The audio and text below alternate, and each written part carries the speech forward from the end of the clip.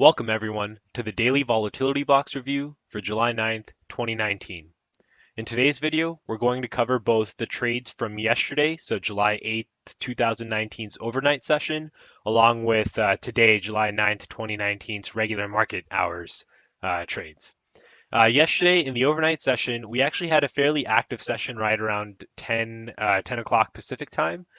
We ended up with a total of 4 trades. And with the one lot in our smaller account, our P&L was 465. And then in our larger account where we trade multiple lots, our P&L was upwards of 1,000 per contract. In the regular market trades for today, we had only one trade set up, and that was in the bonds. It was a small trade, but it was still a winner, and it was good for about 125 bucks if you traded just one lot. And if you had a second runner with a trailing stop, our max profit was 281 on that. Okay, so let's dive into charts and see what the trades actually were. Let's start by looking at the S&P futures from yesterday's overnight activity. Around 10 o'clock, we saw a spike down, and this was our opportunity to actually get long the S&P. So we fell perfectly into the volatility box, and so our entry to go long was right here.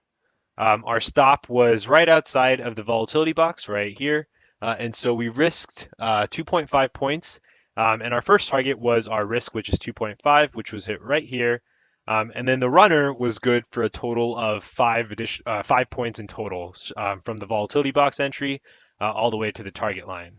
Moving forward, let's take a look at the Nasdaq futures. And so we had the same trade set up in the Nasdaq futures in yesterday's overnight activity. At the exact same time, the Nasdaq futures did fall slightly deeper, but we still didn't break the volatility box. And so this trade also was a successful trade. Our entry on this trade, once again, was at the entry line. We did take some heat right here after we got in, but our stop was not hit. Our stop was 8.5 points away. So a fairly tight stop, all things considered from a dollar standpoint. And our first target was the 8.5, which was hit right here. And after that, our runner was good for a total of 15 points before we started to turn back around. Okay, and a similar situation in the Dow as well. So if we pull up the Dow, same time, 10 o'clock yesterday, all 3 indices plus the Russell set up entries at actually very similar times. And the alert system helped us catch these trades. And so we fell perfectly into the volatility box. We had ample opportunity to get long off of our entry line right here.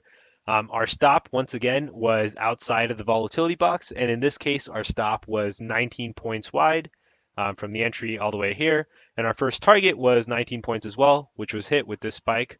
And the max gain on the Dow futures was 50 points in total.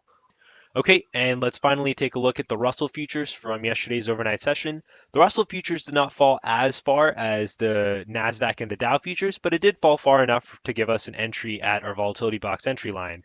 However, you had to be looking and your limit order had to be set, which are 2 big ifs. Unlike the Dow and the Nasdaq and the S&P futures, we only had one shot to get long.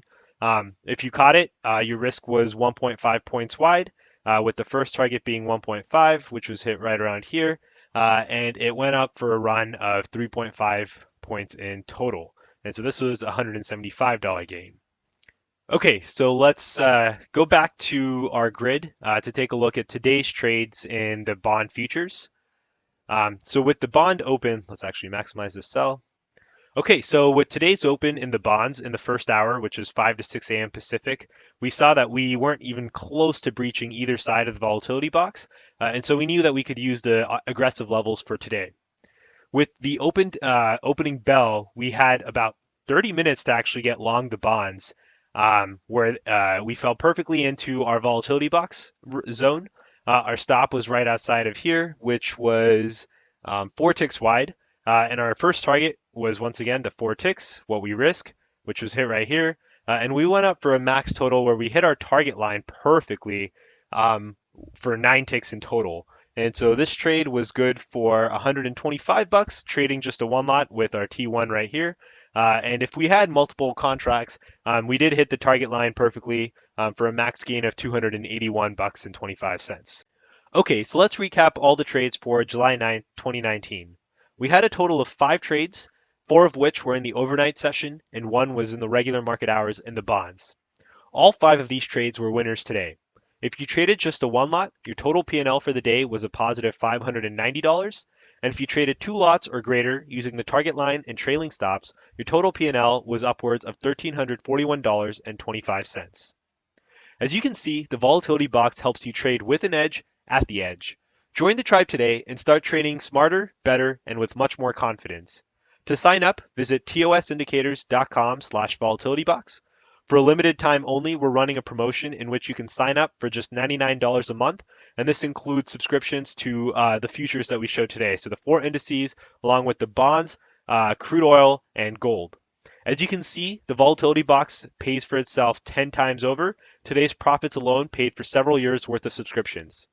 Start trading with us, start trading smarter, start trading better, and start trading with an edge, at the edge, and beat the market makers.